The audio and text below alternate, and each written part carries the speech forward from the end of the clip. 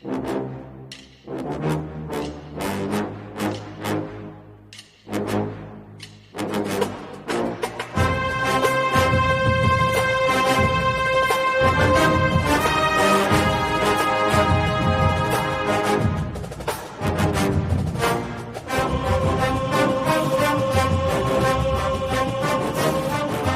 morning, Bucknutters. It is Tuesday, July 27th, 2021. I am Dan Rubin. This is the Bucknuts Morning 5 and change.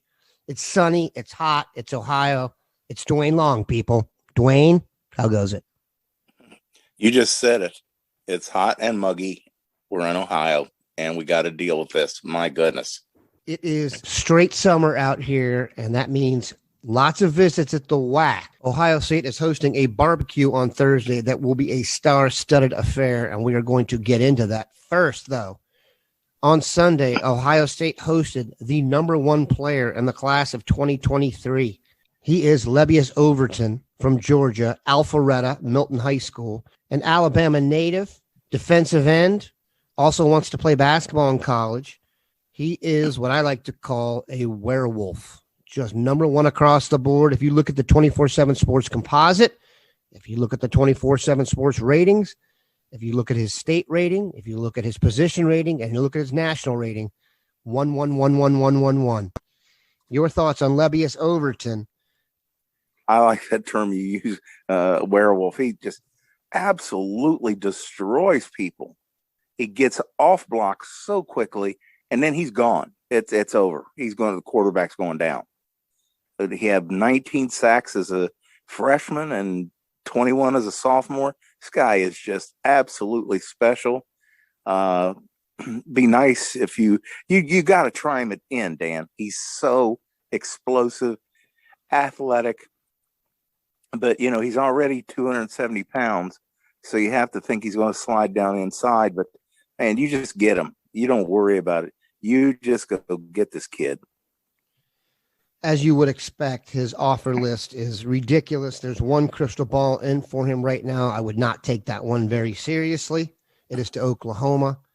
However, he also toured the basketball facilities, as is becoming common now. Guys who played hoops are also looking to do it in college possibly, and he's the kind of guy where if he wants to play basketball, give him a jersey. Ask questions later. I'm sure he could box out half the Big Ten by himself. We will keep an eye out for how that goes with Lebbeus Overton. It's an uphill battle. Defensive end is the story of the first few minutes of the show here, because coming on Wednesday, before the cookout, we'll stay for the cookout and finish his visit on Friday, is defensive end Kenyatta Jackson, also considering similar schools, Alabama, Oklahoma, and Ohio State. Your thoughts on Kenyatta? Another kid, you just go get him. He's a special athlete. And Dan, you got to keep pressure on the quarterback. It's just the way the sport is played. It's just such a pass-happy game, and keep rotating them in. Keep bringing them in. There's no such thing as too many elite defensive ends. And there's no doubt that Kenyatta Jackson is one of them.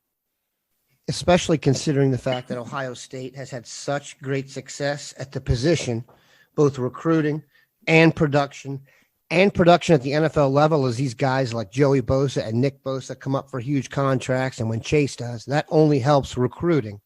So we want to keep the pipeline as hot as possible. Speaking of hot as possible, we're going to take a quick break and come back and tackle the number one topic on the earth, expansion. All right, Duane, we are back. We started the show with an update on recruiting. There will be a cookout in Columbus on Thursday that will be star-studded. You must be following Bill Kurlick attentively for the updated guest list. He is working on that nonstop. But we are now going to discuss what has taken over the sports world and almost the entire world in terms of discussion. That is expansion. The SEC is technically getting right now, it looks like, Oklahoma and Texas. How does this affect Ohio State is how we're going to discuss this. That is why I am not super worried. Duane, what is your view on how Ohio State fits into the mix? Right now, I think it's a thing of this is really just starting to roll, Dan. And I think that we're just at the at the beginning of this, not at the end, that all that we know is Oklahoma and Texas are leaving. The domino effect that's going to come out of that is just wow. You know, what could happen first? The Big 12's done. The Big 12 is done if Texas and Oklahoma leave, and Texas and Oklahoma are leaving. So what appeal do the other schools have? I mean, Kansas would be would appeal to basketball programs. That's one of the crown jewels of college basketball. But who's going to want those other schools? It's just unlikely that they're going to fall in a good place. That's the first thing. Then something that one of our mods, Playmia, has brought up, that it just makes sense that this is a power play. This is all about, we're done with the NCAA. We're going to go do our own thing. That just seems to be the most logical explanation for this. Those two teams go down there, and then where the dominoes fall. And here's something that has not been talked about a lot. There's chatter about the Big Ten and the Pac-12 getting together, but again, it's going to be stripped that conference of its best teams. But where is the ACC in all this? That's a more, it's closer. It would be a more natural fit for the Big Ten to merge with the ACC. And what do you get out of that? You get Clemson, you get Miami, you get Florida State, you get North Carolina. That's going to be great for basketball. This thing, where it's going is where it ends. And it's not close to the end. I'm telling you, this is just the beginning. I think there's going to be a lot of conversation, a lot of phone time, and I think Plamey is right. They're going to just break the NCAA. Be done with it. The NCAA is a ridiculous organization. Some of their decisions make no sense. Many of their decisions make no sense. And these power teams in the power conferences, where the money's coming in and the TV deals are they're just lining up. Fox and ESPN both are lining up. CBS, NBC, everybody's going to be lining up to try to get college football is just exploding bigger and bigger. It's going to be about the ones that can get those big money deals with the networks, and they're going to dictate what they're going to do, and they're not going to listen to the NCAA anymore. My question is how it affects Ohio State. I hate to say this, that's all I really care about. As I see it right now, I'm not even sure the Big Ten should expand if they're not going to be able to add teams that help.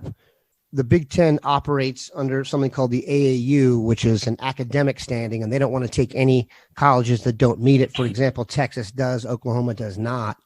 But I don't see any need for the Big Ten to expand if they're not going to add teams that are going to help them. Adding the ACC would be great. Obviously, the most natural fit is bringing in Notre Dame, but they're obligated to the ACC. I like the idea of having Kansas for basketball. The only goal for me is Ohio State winning the national championship. One of the things I've realized is if they expand the SEC, et cetera, and Ohio State's still in the Big Ten, they will have a much easier road to get to the championship if they don't have to go through a redoubled conference that is trying to add as many marquee teams as possible. I understand the need to expand, but if we're talking just about Ohio State, I don't know if it's necessary. If you could add 2 schools to the Big Ten, which 2 schools would it be? Oklahoma and Texas. But since it's obviously that's over, I got a name 3 teams that jump out at me and take the 2 that fit best, and that's Clemson, Miami, and Florida State. Those would be the ones that would jump out at me. Now, people are talking about the Pac-10 right now. And so obviously USC jumps in there, but it just doesn't seem like it's going to be a real viable thing. You're talking about 3-hour time difference. That matters. But at right now, that appears to be where the conversation is. So if I could get 2 teams out of there, it would be USC. Got to be Oregon. I was just getting ready to say Oregon.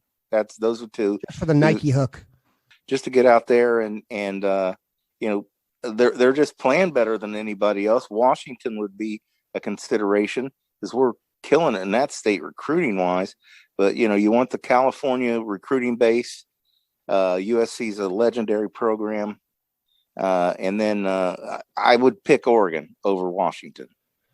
One thing is clear. They're going to have to give up on nostalgia if they do this. The idea of a conference in the Big Ten and the Rose Bowl and that stuff is toast once this happens. You can't linger with that and then try and become modern at the same time. It's got to be all or nothing, which is one of the reasons I don't think they should expand if they don't get the teams they want. Personally, if I could do any 2 teams, it would be North Carolina and Notre Dame. You would get Notre Dame in there for football, but the bottom line is Notre Dame doesn't need to be in the Big Ten for football. They've already got the Midwest. They want to be national, so their ACC hook gets them on the East Coast. I don't see how they could break away from the ACC. The way it does materialize, we have no idea. This is going to go through so many machinations.